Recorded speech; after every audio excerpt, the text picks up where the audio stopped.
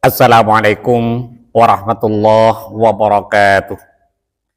Bismillahirrahmanirrahim. Alhamdulillahirabbil alamin.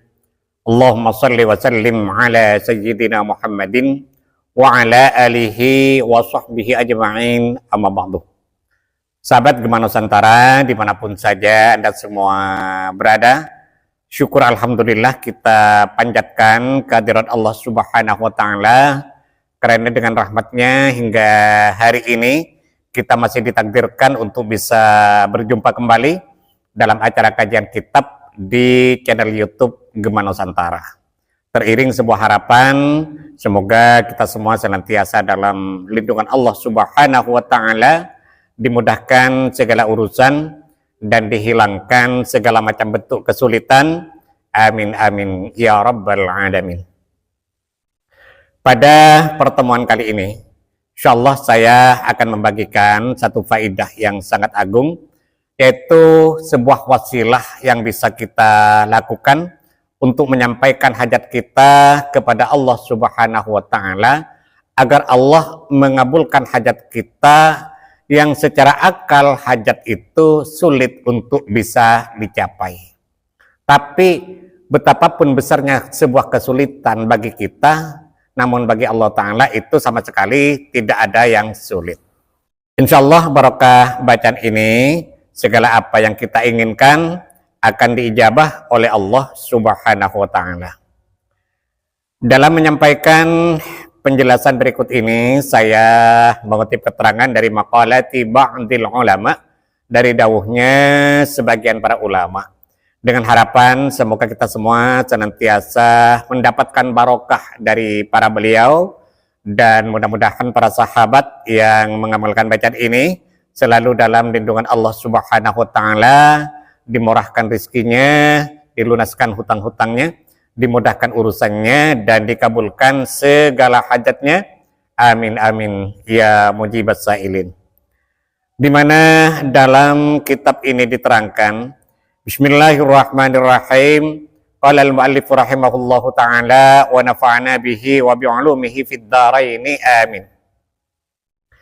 Faidatun, ini adalah satu faidah. Liqada'i jami'il hawaiji su'bati min zawajin au tijaratin au bina'i manzilin wa ghairiha minal masyakidis su'bah. Liqada'il hawaij, untuk menggapai berbagai macam hajat, as-su'bati, yang sulit untuk bisa dicapai.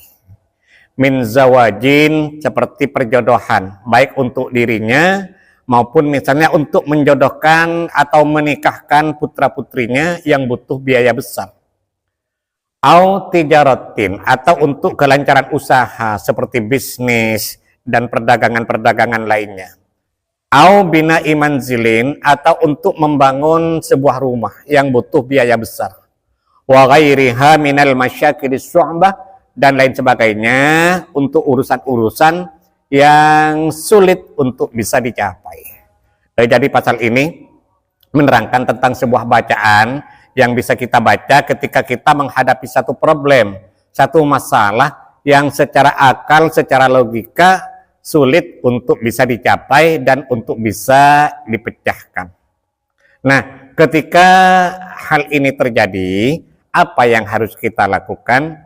Dalam kitab ini diterangkan, ta'takifu yaumal jum'ati ba'dal asri fil masjid wa anta jalisun mustaqbilul kiblati mutatahhirun. Pertama, ta'takifu yaumal jum'ati ba'dal asri fil masjid, silahkan Anda melakukan i'tikaf di masjid pada hari Jumat setelah selesai sholat asar.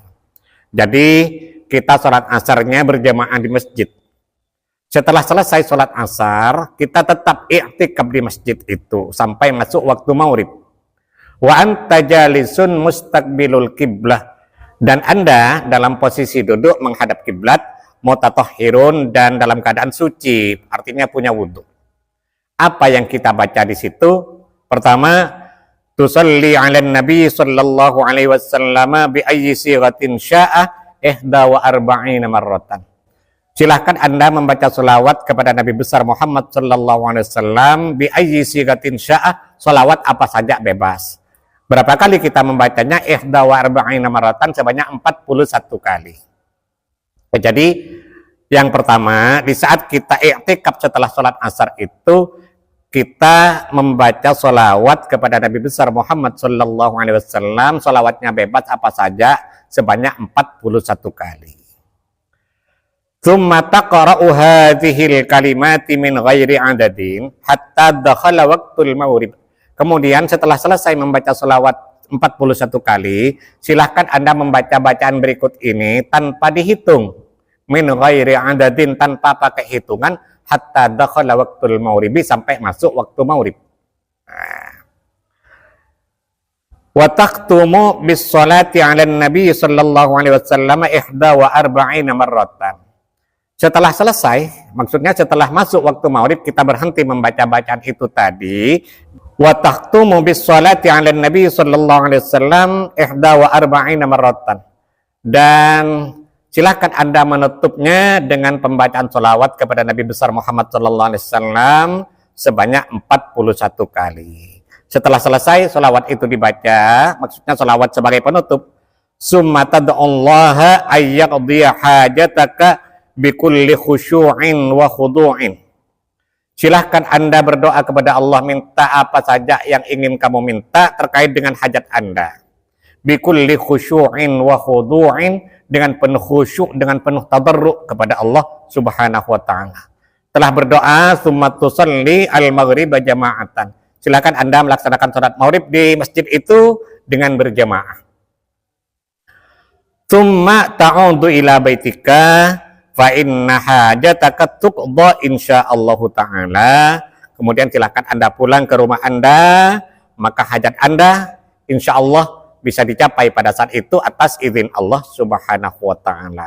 Nah, sekarang apa yang harus kita baca yang tak pakai hitungan sampai masuk waktu maghrib? Bacanya sangat pendek sekali.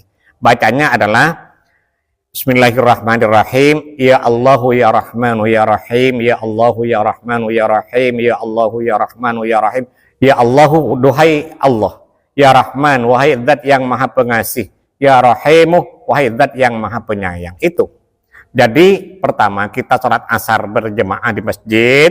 Setelah selesai sholatnya, jangan keluar, i'tikaf di tempat itu, duduk menghadap kiblat dalam keadaan punya wudhu. Kita tidak usah pakai tawassul, langsung membaca sholawat 41 kali. Sholawatnya bebas. Setelah selesai, lalu kita membaca Ya Allahu ya Rahmanu ya Rahim. Ya Allahu ya Rahmanu ya Rahim. Ya Allahu ya Rahmanu ya Rahim. Itu sampai masuk waktu maghrib, tidak pakai hitungan. Setelah masuk maghrib, kita berhenti membacanya dan kita tutup dengan sholawat kepada Nabi Muhammad SAW sebanyak 41 kali. Dan saat itulah kita berdoa kepada Allah, minta apa saja dengan penuh khusyuk. Setelah itu kita melaksanakan sholat maghrib berjamaah di tempat itu dan pulang ke rumah. Insya Allah sampai di rumah, hajat kita tercapai atas pertolongan Allah Subhanahu wa ta'ala. Nah, bagi sahabat yang mungkin merasa kurang jelas dengan penjelasan yang saya sampaikan ini, maka kesimpulannya atau tata cara dalam mengamalkannya semuanya saya tulis di kolom deskripsi. Kita mohon kepada Allah Subhanahu wa taala, mudah-mudahan Allah senantiasa berkenan untuk membimbing kita, menuntun dan mengarahkan kita menuju jalan hidayahnya, sehingga kita semua menjadi orang-orang yang selamat fid dini wad dunya wal akhirah. Amin amin ya rabbal alamin. Nah, sahabat Gema Nusantara, mungkin ini yang bisa saya sampaikan pada pertemuan kita kali ini. Mudah-mudahan ada manfaatnya dan semoga bisa menjadi amal jariah bagi saya. Amin amin ya mujibas sa'ilin. Terima kasih atas segala perhatian dan mohon maaf atas segala kekurangan. Wallahul muwaffiq ila aqwamit thoriq. Wassalamualaikum warahmatullahi wabarakatuh.